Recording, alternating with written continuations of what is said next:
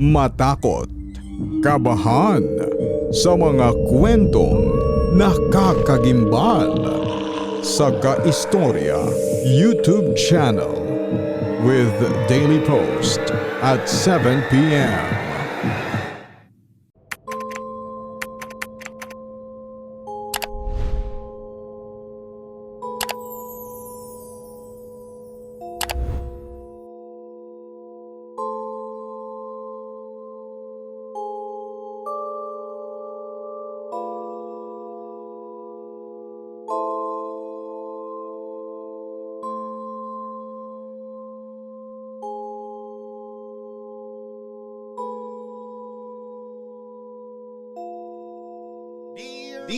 Dear Papa Dudut, sa lahat po ng mga nakatutok ngayon, huwag pong kalimutan mag-like, mag-share at mag-subscribe. Maraming salamat po sa inyong lahat.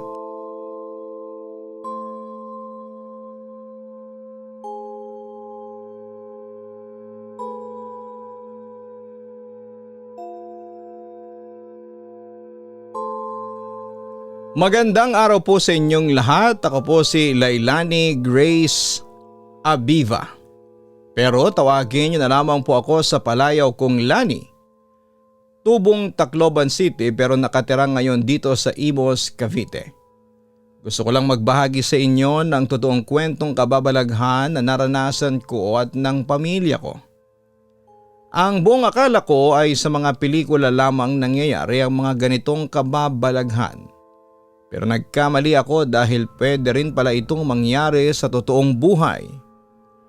Papadudot 8 taong gulang lamang ako nang lumipat kami ng aking pamilya sa Cavite. Ibinagkaloob sa amin ang bahay ng aking tiyahin na naninirahan na ngayon sa Austria. Sa tahimik na lugar ito nakapwesto at ilan lamang ang residente at sakto lamang ang sukat ng bahay para sa aming pamilya. Hindi ko makakalimutan ang unang gabi ng aking pagtulog sa aking bagong kwarto. Bilang bata ay hindi ako sanay matulog sa isang nakakapanibagong silid. Hindi maiwasang maglaro ng aking isipan tungkol sa mga horror story na aking napapanood sa TV. Kahit na hindi gaanong abot ay mahinahon kong pinihit ang doorknob ng aking kwarto saka sinilip ang nilalaman nito. Nakadisplay na ang laman nito, naroon na ang kama, cabinet, at iba pang mga kagamitan. Dinisenyuhan pa ng aking magulang ang aking kwarto ng mga paborito kong Disney princesses. Dali-dali akong pumasok at dumiretso sa aking kama. 2 lamang ang kwarto ng bahay, master's bedroom at ang aking kwarto. Kaya't may kalakihan ang sukat ng bawat silid. Iisang anak lamang ako kaya't solo ko ang malaking kwarto. Hindi ako makatulog dahil nasanay ako sa aking maliit na kwarto dati. Habang umiikot ang aking paningin sa buong kwarto ay may napansin akong kakaiba sa right corner ng aking kwarto. Tila parang may anino akong nakikita. Parang imahe ng isang babaeng nakaitim at nakatalikod na nakaharap sa corner ng aking pader. Sa harapan mismo ng aking kama ay nakapwesto ang anino. Sa sobrang takot ay agad kong binuksan ang aking lamp, ngunit bigla naman itong nawala nang magkailaw na. Sinubukan ko ulit patayin ang lamp at laking gulat ko nang magpakita ulit yon. Pinatay sindi ko ang aking lamp ng paulit-ulit at doon ko naobserbahan na nagpapakita lamang ang anino sa tuwing madilim ang kwarto. Agad akong lumabas ng kwarto at dumiretso kina mama. Bukas pa ang ilaw sa kanilang kwarto kaya't malamang ay gising pa sila. Kumatok ako sa kanilang pinto at agad naman nila itong binuksan, Papa Dudut. "O Lani, bakit gising ka pa?" tanong ni Papa. "Papa, may mumu sa kwarto," ang sabi ko habang higpit na niyayakap ang aking teddy bear. "Baby girl, walang mumu dito. Huwag kang matakot. Kasama mo ang guardian angel mo," ang sabi naman ni Mama. "Mama, meron po. Nakikita ko po siya kanina," naiiyak kong sabi. Nagkatinginan sina Mama at Papa na tila nagtataka. "Sige na Lani, huwag ka nang umiyak. tingnan natin yung sinasabi mo. Sabay akong kinarga ni Papa. Pumunta kami sa aking kwarto upang silipin ang misteryosong anino. Lani, wala namang mumo, sabi ni Mama habang minamasid ang kwarto. Naiwan akong madilim ang kwarto, kaya't kitang-kita ko pa rin ang imahe ng isang babae. Ayun po yung mumo, sabay kong tinuro ang right corner ng kwarto. Lani, naanto ka lang. Wala namang kaming nakikita sa tinuturo mo, sabi pa ni Papa. Bakit parang ako lang ang nakakakita ng anino? Kitang-kita ko yun, ngunit hindi naman makita nila Mama at Papa. Gusto mo itabihan ka na lang namin dito ni Papa sa kama mo para mawala na ang fear mo? Nakangiting tanong pa ni Mama. Nahiga na kami sa kama at pinagitnaan ako nila Mama at Papa at sabay nila akong hinalikan sa aking magkabilang pisngi. Habang ako naman ay todo titig pa rin sa imahe ng isang babaeng nakatalikod. Sa kabilang banda, isang linggo pagkaraan naming lumipat ay nagkasakit ako ng bulutong. Meron akong mataas na lagnat at ubo that time. At patulog-tulog ako. May ilan akong panaginip na naaalala. Merong panaginip na nagiging fairy daw ako at meron namang patalon-talon ako sa mga malalaking bato mula sa langit. Meron namang nasa mundo ako ng Dragon Ball. Pero ang hindi ko makakalimutan ay yung isang panaginip ko na kapag naaalala ko ay kinikilabutan talaga ako. At napanaginipan ko yon sa eksaktong 7 araw namin doon sa bahay na yon, Papa Dudut. Meron daw akong pamilya na noon at isang anak na baby pa lamang at sobrang saya namin na kasama kong lalaki na sa tingin ko ay asawa ko doon sa panaginip kong yon. Larawan daw kami ng isang masayang pamilya. Sa 8 araw namin sa bahay at 2 araw simula nung magkasakit ako. Muli akong nanaginip. Sa panaginip ko ay ganon pa rin. May pamilya ako pero pumasok daw ako sa school at pag uwi ko, hinanap ko ang mag-ama ko. Ngunit hindi ko sila nakita sa bahay kaya hinanap ko sila kahit saan. Pagkatapos ay pumunta ako sa malapit na sementeryo dahil naisip ko na baka naglalakad-lakad sila doon at hindi nga ako nagkamali. Agad akong lumapit sa kanila pero habang papalapit daw ako sa pamilya ko ay doon sa panaginip ay may nakita akong matandang babae na nakasuot ng itim ang nakatingin sa akin. Hindi niya inaalis ang tingin niya sa akin habang nakangiti. Nakaramdam ako ng takot noon pero hindi ko na lang pinansin. Agad ko raw pinauwi ang mag-ama ko lalo na't madilim na. Pagkatapos noon ay lumaktaw ang panaginip ko. Kinabukasan galing naman ako sa school at muli kong hinanap ang mag-ama ko at naisip ko ulit na baka nandun na naman sila sa sementeryo. Nang magpunta ako ay doon ay nakita ko ang asawa ko na iniiyakan ng isang puntod habang nagsimula ng umulan na may kasamang kulog. Napansin ko din na hindi rin niya hawak ang aming anak. Kaya naisip ko na baka yung anak ko ang iniiyakan niya. Agad akong lumapit sa kanya at niyakap ko siya habang umiiyak. Habang yakap ko siya ay nakita ko pa din yung matanda na nakatingin sa akin habang nakangiti. Nandun pa din siya sa pwesto niya at may hawak ng tungkod. Nagalit ako at pinuntahan ko siya habang ako'y umiiyak. Anong ginawa mo sa anak ko? Anong ginawa mo? Galit na wika ko sa matanda. Habang yung matanda ay ganon pa din ang mukha habang nakatingin pa rin sa akin. At walang imik ay sumulyap daw ako sa asawa ko at nakita ko na papaakyat siya sa gate ng sementeryo upang lumabas nang biglang may yumakap sa kanya at hindi ko kilalang babae yon. Agad akong tumakbo papunta sa kanila at galit na sumisigaw. At tumalon daw ako ng mataas para maabutan ko sila at nakita ko sila na papasok sa quarry sites. Agad kong hinila ang asawa ko at sinumpal ang babae, Papa Dudut. Pero pinigilan ako ng asawa ko at sinabing, Mariela, pabayaan mo na kami. Hindi na kita mahal. Si Dolores na ang mahal ko. Nagtaka ako dahil Mariela ang tawag sa akin ng lalaki at hindi Lani o Leilani. Tapos yung babaeng Dolores ang pangalan ay parang may kamuka. Hanggang sa naisipan ko na kamukha yun ng aking biological lola sa ina na si Lola Dory. Pero sa panaginip ko ay hindi ko pinansin ang pagkakamukha ni na Lola Dory at nung babae. Basta sinampal ko daw yung asawa ko habang yung babae ay tatawa-tawa lamang sa akin. Lungkot na lungkot daw ako noon habang basa ng ulan at babalik-balik sa sementeryo. Nang biglang may malakas na liwanag ang sumalubong sa akin. Kaya napatakip ako ng mata. Nang malimpungatan ako ay nakaramdam ako ng sikip ng pakiramdam ko. At sa pagdilat ko ay nakita ko yung babaeng nakatalikod sa sulok ng kwarto ko pero kinilabutan ako. Kasi parang sumaside view siya para tingnan ako. Napasigaw ako noon sa takot at buti na lamang at agad na sumaklolo sa akin sina mama at papa. Lalong tumaas ang lagnat ko at lalong nangati ang mga bulutong ko. Di nagtagal ay nahimasmasan din ako at napansin ko yung babaeng multo na nakatalikod ulit sa sulok ng kwarto ko, Papa Dudut. Ma, pa, hindi niyo po ba nakikita yung babaeng nakatalikod sa sulok? Muling tanong ko sa kanila. Pero umiling lamang ang mga magulang ko at sinabi nila na baka namamalik mata lamang ako dahil sa taas ng lagnat ko. Hindi na ako nakipagtalo pero nanatili pa rin akong nakatingin doon sa babaeng nakatalikod. Samantala simula noon ay hindi ko na nakalimutan ang panaginip ko na yon.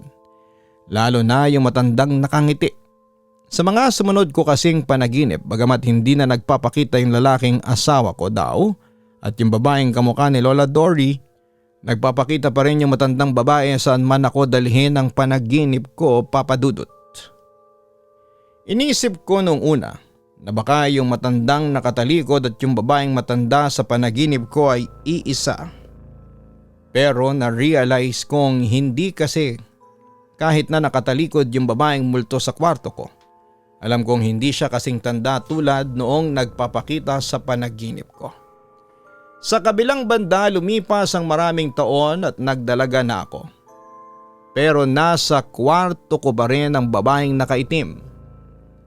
Papadudot na sanay na lamang ako at wala na akong nararamdamang takot sa tuwing pinapatay ko ang ilaw sa aking kwarto. Mula sa pagkabata, pagkadalagita at ngayong dalaga na ako, ay kasama ko pa rin ang anino sa aking pagtulog. Minsan nang natulog sa aking kwarto ang aking classmates noong high school pa lamang kami. At noong itinuro ko sa kanila ang anino ay hindi rin nila ito nakikita gaya nila mama.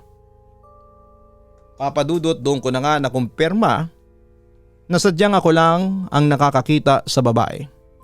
Pero sa loob ng mahabang panahon ay nasanay na lamang ako sa aking kwarto. Samantala noong mag-18 ako ay nagkaroon ako ng boyfriend si Ryan. Isang araw sa eksaktong 6th anniversary namin ay sobrang saya at kilig ang aking nararamdaman dahil niregaluhan ako ni Ryan ng isang mamahaling singsing. Panayang sukat at picture ko dito at sinubukan kong tawagan ang aking best friend para balitaan sa kanya ang nangyayari. Bes, 6th anniversary na namin. Sabay akong tumili sa kilig, Papadudot. Naks naman bes, getting stronger kayo ng boyfriend mo ha? Kinikilig niyang sabi. Guess what? Niregaluhan niya ako ng expensive ring. Oh my God, bes, haba ng hair natin. Kinikilig na sabi ng best friend ko.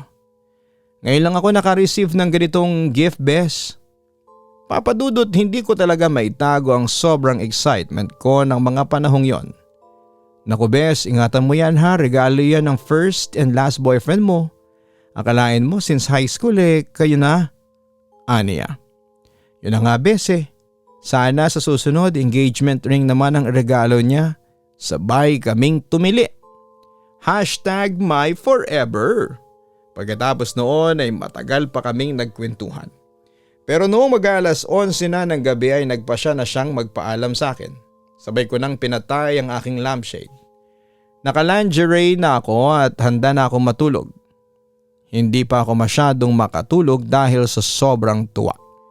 Maya-maya pa ay may napun na akong kakaiba. Tila yung anino sa right corner ay napunta sa left corner.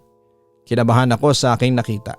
Sa hinaba-haba ng panahong pananatili ko dito sa aking kwarto ay ngayon lamang ito nangyari.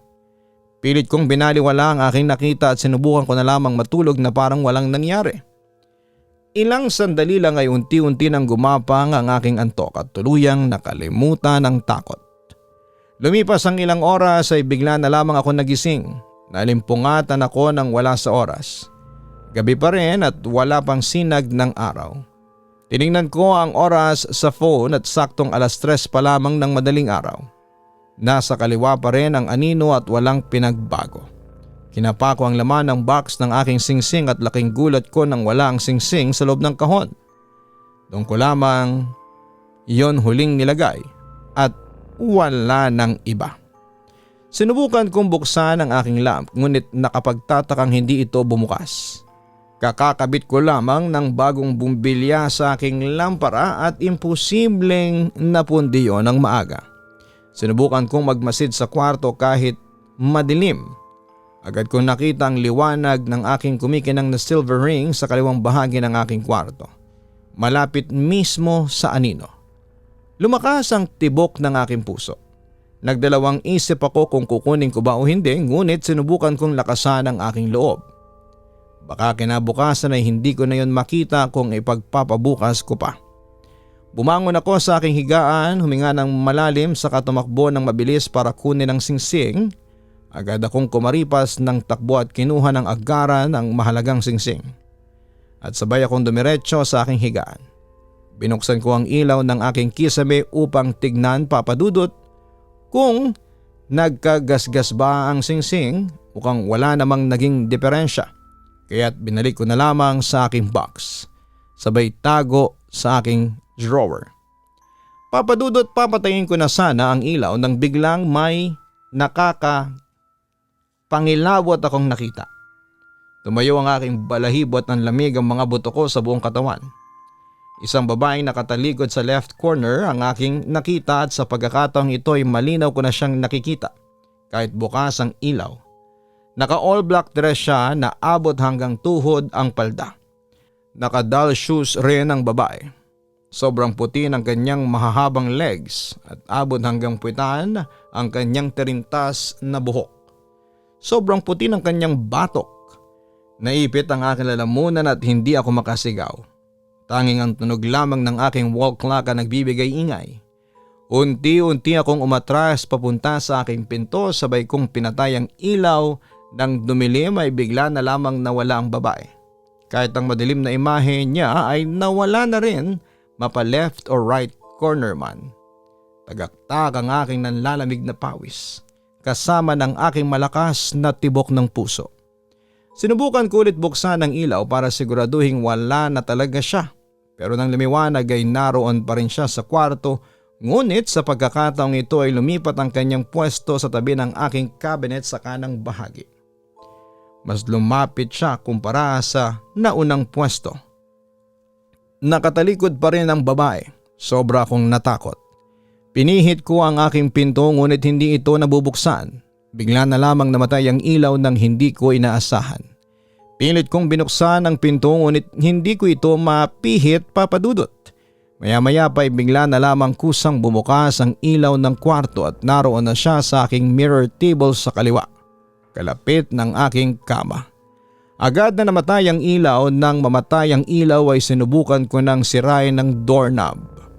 Malamang ay baka nasa tabi ko na siya pag muling bumukas ang ilaw. Binasag ko ang doorknob gamit ang aking dumbbell pero hindi umubra.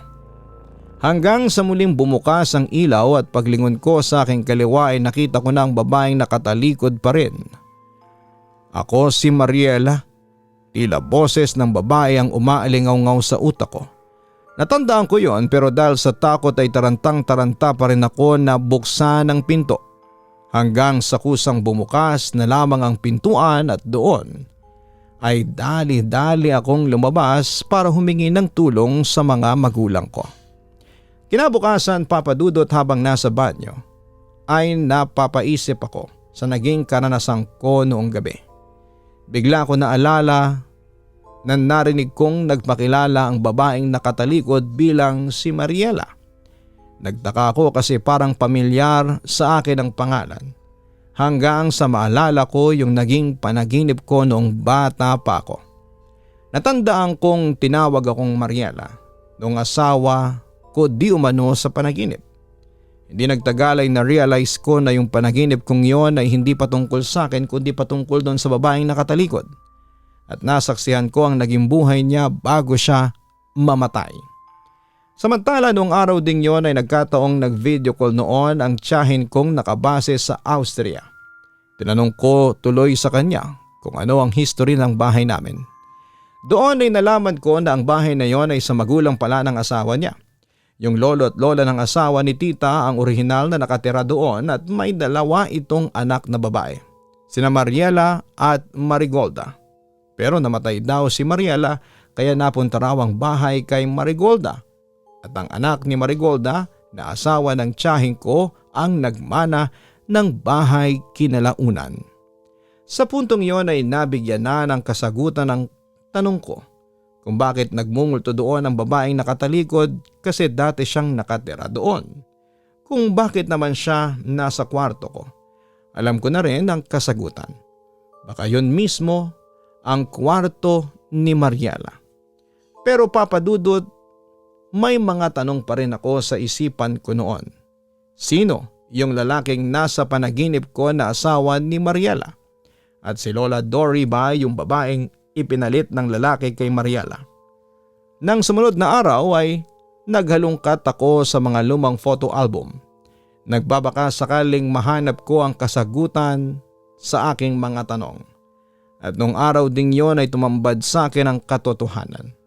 Sa isang photo album naglalaman ng mga litrato nila Lola Dory at Lolo Inigo noong kabataan nila. Si Lolo Inigo ay hindi ko nagisnan kasi namatay ito sa aksidente noong 1980s at obviously ay hindi pa ako pinapanganak noon. Kaya nung makita ko ang litrato ni Lolo Inigo ay kinilabutan ako dahil si Lolo pala ang nakita ko sa aking panaginip. At tama nga ang hinala ko na si Lola Dory at yung babae sa panaginip ko ay iisa lamang. Doon ko rin na-realize ang lahat. Si Lolo Inigo at Lola Dory pala ay dahilan ng kasawian ni Mariela na nauwi sa isang malagim na trahedya. Nakaramdam ako ng awa kay Mariela pero ayaw ko namang husgahan sina Lolo Inigo at Lola Dory dahil hindi ko alam ang buong kwento. Nagpapasalamat na lamang ako kasi kahit na apo ako ng 2 taong nagbigay ng kasawian sa kanya, ay hindi ako pinahamak ni Mariela. Hindi siya nang gugulo sa akin. Basta nandun lang siya sa kwarto ko, nakatayo at nakatalikod palagi sa akin. Sa ngayon, Papa Dudut ay lumipat na ako ng tirahan simula nung magpakasal kami ni Ryan. Noong 2023 ay parehong sumakabilang buhay na mga magulang ko dahil na rin sa katandaan. At iba na rin ang nakatira sa bahay ng tiyahin ko, mga kamag-anak ng asawa niya. Hindi ko lang sigurado kung nagpapakita pa rin ang babaeng nakatalikod sa kwartong yon.